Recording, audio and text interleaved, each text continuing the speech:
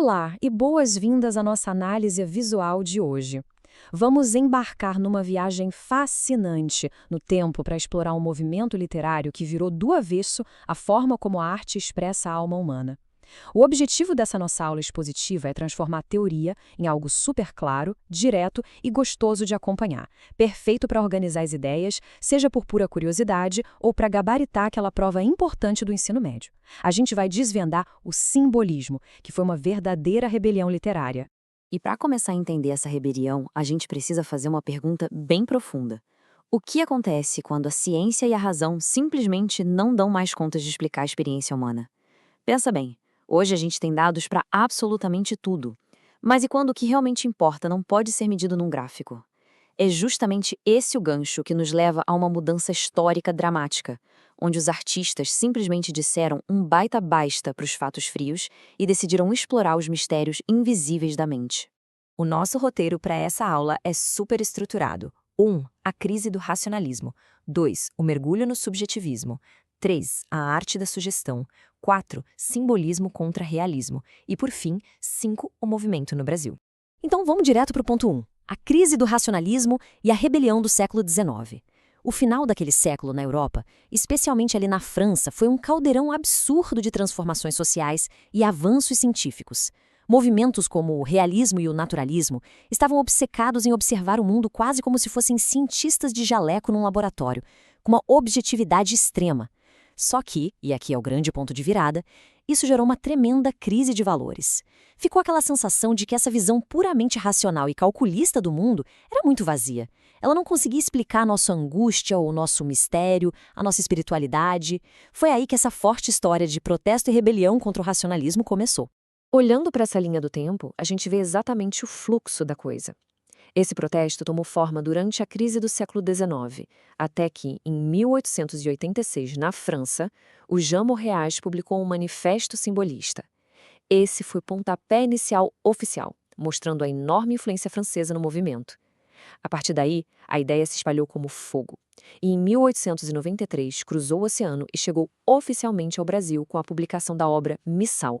O que nos leva ao nosso ponto 2. O mergulho no subjetivismo e a fuga do mundo objetivo. Mas o que é esse tal de subjetivismo na prática? É um foco total, 100% voltado para os sentimentos, emoções e os estados de alma mais profundos e misteriosos. Para deixar isso bem claro, vamos usar a analogia da janela embaçada. Pensa na literatura realista como se a gente estivesse olhando através de uma janela de vidro perfeitamente limpa para uma rua movimentada.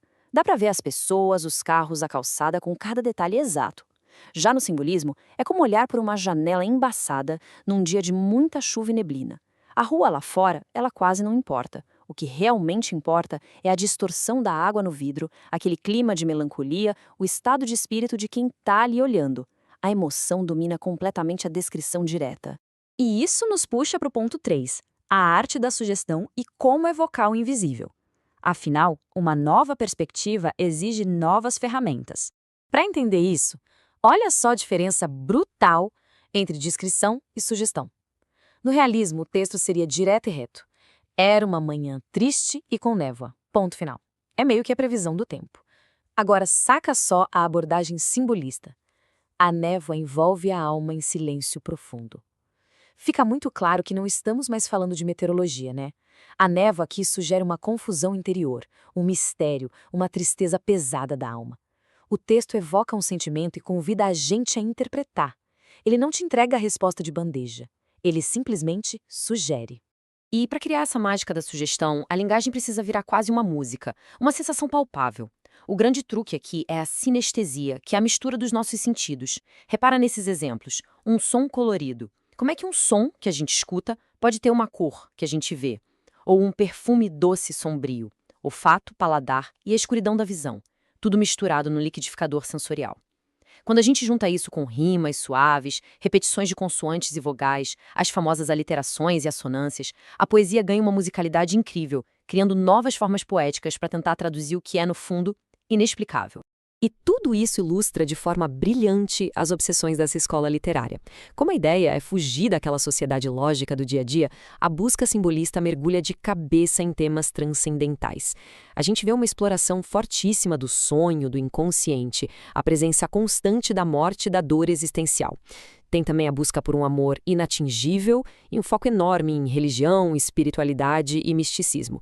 É uma busca incessante por ir além da matéria. Vamos para o ponto 4. Simbolismo versus realismo. O confronto definitivo.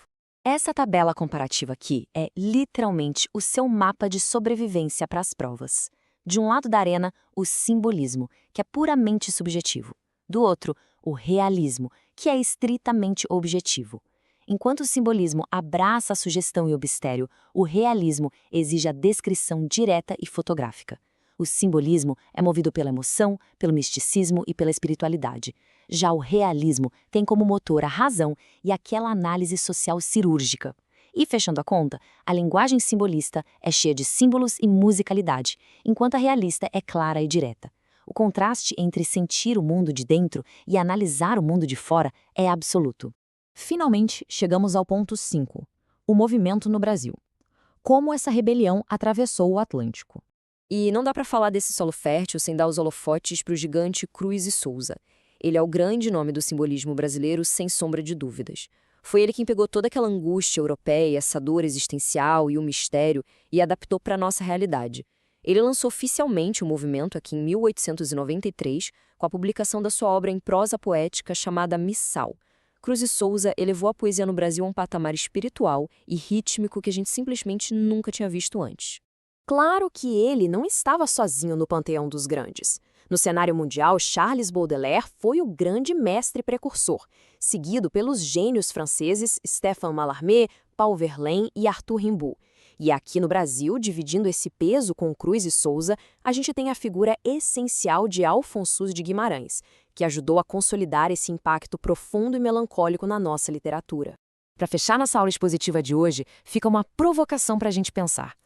Numa era como a nossa, em que a sociedade é bombardeada o tempo todo por dados ultra claros, descrições super diretas e telas iluminadas para todos os lados, será que o convite do simbolismo para explorar os mistérios invisíveis da alma ainda faz sentido? Talvez aquela janela embaçada que a gente comentou seja exatamente o que falta para a gente conseguir enxergar um pouco além do óbvio? Foi ótimo ter a companhia de todo mundo nessa jornada estruturada. O caminho agora é continuar explorando o invisível e até a próxima análise.